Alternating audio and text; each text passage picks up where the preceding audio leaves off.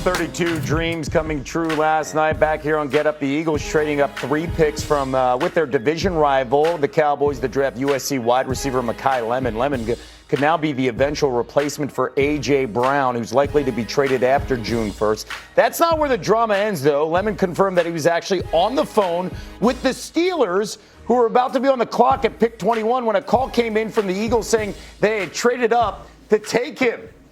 Always drama surrounding Howie Roseman on day one. He cannot just sit still, which is a good thing for many Eagles fans considering what he's done in the first round. Schrager, what's your reaction to the Eagles trading up for Lemon there?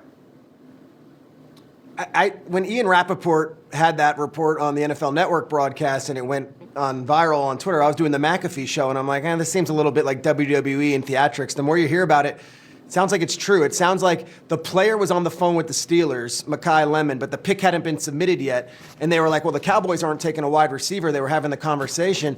And based on Ian's reporting, Howie Roseman found that out and then found a way to quickly finagle 2 fourth-round picks and a move up and then got ahead of the Steelers. And while the player was on the phone with the Steelers and Omar Khan, the GM, was talking to the player, the Eagles swooped in before him and took the player, and he was surprised, and his agent was surprised, and oh my God, I'm a Philadelphia Eagle. What? I thought I was going to the Pittsburgh Steelers.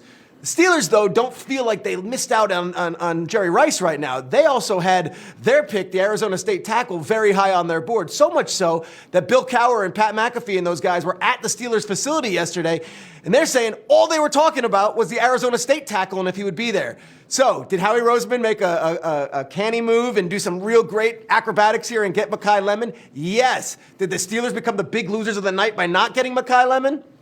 I don't think so, but this is one we'll be watching for many years, which player ends up having the better NFL career. And by the way, we're going to talk about the Steelers in a moment. And some backstory here. Howie Roseman's done this before. A few years back, they were sitting at 12. 5 years ago. And then the Cowboys are sitting at 10. Devontae Smith's there. The Giants are picking at 11. The Eagles move up, right, at 10. What's your reaction to what you heard and the idea that the Eagles decide to go wide receiver here and not offensive line? First of all, like when we talk about who had the best night, I don't know how any of these guys are going to play, and no matter how good a scout or evaluator you are, neither do you. So when we talk about who had the best night, who managed the round the best? Who maximized their resources the best? That's Howie Roseman knowing the board, figuring out if I need to go get this, I need to get ahead of Pittsburgh because my intel says they're going to take him. That's the kind of stuff when we talk about who drafts well.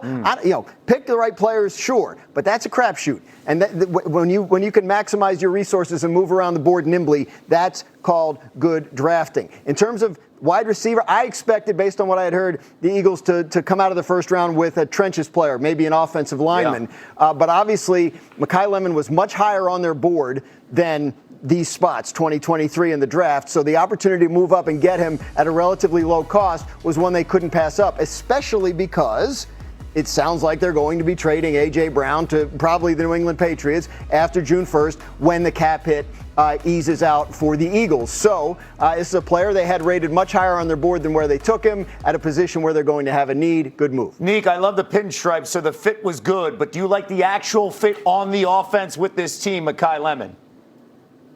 Not as much. So I understand that they need to replace the receiver, but if you think back to the best versions of the Eagles offense, it's not when they had 2 really great receivers, it's when they had a dominant offensive line. They had those really good receivers last year, and offensive line wasn't as good as we'd grown accustomed to seeing there in Philadelphia, and the offense struggled. I think the difference between this team, the team they had last year, and the one they had the year before was that O-line play. So I anticipated that they were going to make a choice to try to bolster that offensive line, and especially since they're losing Jeff Stoutland, their future Hall of Fame, maybe offensive line coach. So I was surprised by the Lemon selection, but I think it does really hammer home the point that A.J. Brown is on his way out. Yeah, Neek, I think you're absolutely right. This offense is usually at its best when they're physical, can run the football up front. A lot's been talked about what Jalen Hurts hasn't been able to do, and the difference of what he's going to need to be able to do under Sean Mannion in this Shanahan-McVay type offense.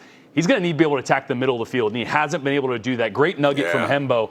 38.4% of his pass attempts, between the numbers the last 2 years is by far the lowest in the NFL. The next qualified guy was 44%. The NFL average is 50%. Yeah. This offense attacks the middle of the field. So getting a guy like Makai Lemon, who is a dog, and the mentality is there. He's willing to get in there and block when you need to, do the dirty work, but also a playmaker with the ball in his hands and after the catch in the middle of the field is exactly what Jalen Hurts hasn't been able to do, he's going to need to do, and exactly what Sean Mannion's going to ask him to do as this offense starts to really change under new leadership. Litnikoff winner, to your point here, great hands at 5'11", and the comp that you see a lot, Amon-Ra St. Brown. What does Amon-Ra St. Brown do? Middle of the field, 10 to 12 yards down the field. It changes the way this offense is, specifically that we've seen with Jalen Hurts in the past. All right, I mentioned Lemon and the drama, of course, because Pittsburgh was sitting right there. What does Pittsburgh do now with Lemon gone? Well, they go with the offensive tackle, and Schrager brought his name up because it is a stud from Arizona State. That is Max Hihanachor. Earlier this week, it was reported that current Steelers offensive tackle Broderick Jones is facing a setback in his recovery from a neck injury. Steelers looking to bolster their offense with the Sun Devil here. So what are your thoughts here on the Steelers deciding to go offensive line, specifically with a lot of other needs, maybe at quarterback and maybe trying to find another wide receiver? Deciding to or kind of being forced to based on what the Eagles did. I actually think this ends up being the best case scenario for the Steelers, right? Because all indications from Cam Hayward talking to the press to the decisions that they're making about not going after a quarterback, all indications would say that Aaron's going to be back. I know nothing. Nobody else does either. But that just feels like it's going to happen. You got a 42-year-old quarterback. You need offensive linemen, especially with Broderick Jones, his injury status being up in the air. This is a talented, high-ceiling type of tackle. Can he develop quick enough to make an impact this year will be the question, because they need him. Schrager, get the final word on this. Well, yeah, look, he didn't play football until a couple years ago. Didn't get to the States till he was 13. This is a project, but the upside is insane. And again, we could talk about who they took over who, the position and the player. Again, Bill Cowher was at the facility talking to Mike McCarthy and Omar Khan and said that they spent the entire day raving about this player, not, oh, if Blake Miller's there, we're going to take him, or if Caleb Lemu falls to us, we can get him. It was one guy. It was this kid out of ASU. So all the Makai Lemon stuff, that's real. And yet, if they find a future left tackle that's going to be protecting their quarterback, whoever it may be, for the next decade, I don't think we're going to look back on this and say what a disaster tonight was. Neek, jump in real quick. Yeah, Hihanachor has a high ceiling, so I like him as a selection. But I do think that because Aaron Rodgers wants to get rid of the ball so quickly, someone like Makai Lemon, a receiver that you can get the ball to really quickly in a short area and can make a big play out of it, would have been probably more impactful immediately. I think Hihanachor is a better long-term option for this team as they prepare to transition to another quarterback at some point. But, I mean, anytime you can improve the O-line, I feel like that's a position that no one ever criticizes. You draft a tackle, we're all going to clap for you and say you're smart. Yeah, never going to criticize a team picking in the 20s for going offensive line. You need 10 or 11 of them to get you through a season. You got to maximize your chances of success and minimize risk, and the stats all say that's the best way to do it. Okay, all right. And go figure, it was the Eagles who passed on an offensive lineman, something that's been their trademark, especially in that first and second round. The Cowboys went line, but they went defensive line in the 20s. Did they do enough last night to shift the balance of power in the NFC East? And is another move already brewing in Dallas? We've got